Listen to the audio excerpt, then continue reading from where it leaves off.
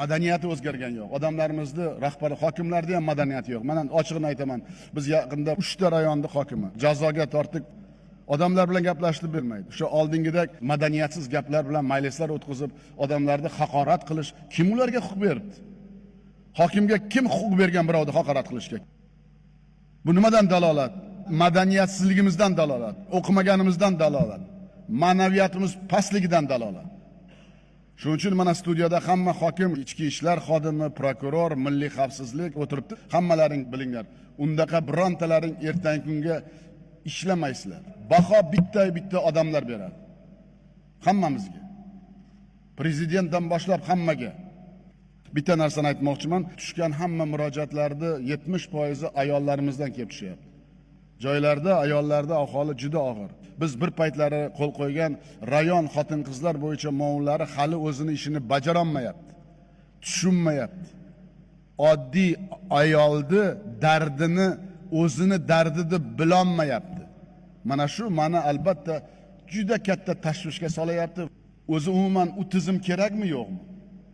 Agar kerak bo'lsa natija nima bo'ladi? O'sha hududda. Shuning uchun biz mana shu Nuroniyni va mahallani o'zgarishini qildik-ku, mahalla masalasida ham bizda ko'p o'zgarishlar bo'ladi. Nimaga desangiz, mahalla raislarining oyliklarini hali hozirgi sharoitga to'g'ri kelmaganini men o'zim bilaman. Lekin salgina ko'rpamiz torlik qilyapti. Albatta ularning oyliklarini to'g'rilamasak, hozir mahallaga qo'ygan vazifani bunday ijro etish amalda bajara olmaydi ular. Umuman o'zim to'g'ri tushunaman. Madaniyati o'zgargan yo'q. Odamlarimizni rahbari, hokimlarda ham madaniyati yo'q. Mana ochig'ini aytaman. Biz yaqinda 3 ta rayonni hokimi jazoga tortib odamlar bilan gaplashib bermaydi. O'sha oldingidek madaniyatsiz gaplar bilan majlislar o'tkazib, odamlarni haqorat qilish kim ularga huquq berdi? Hokimga kim huquq bergan birovni haqorat qilishga?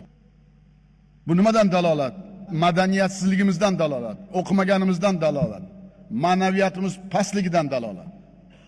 Shuning uchun mana studiyada hamma hokim, ichki ishlar xodimi, prokuror, milliy xavfsizlik o'tiribdi. Hammalaring bilinglar. Undaqa birontalaring ertangi kunga ishlamaysizlar. Baho bitta odamlar beradi. Hammamizga. Prezidentdan boshlab hammaga. Bitta narsani aytmoqchiman. Tushgan hamma murojaatlarni 70% ayollarimizdan kelib tushyapti. Joylarda ayollarda ahvoli juda og'ir. Biz bir paytlari qo'l qo'ygan rayon xotin-qizlar bo'yicha muomalalari hali o'zini ishini bajara olmayapti. Tushunmayapti.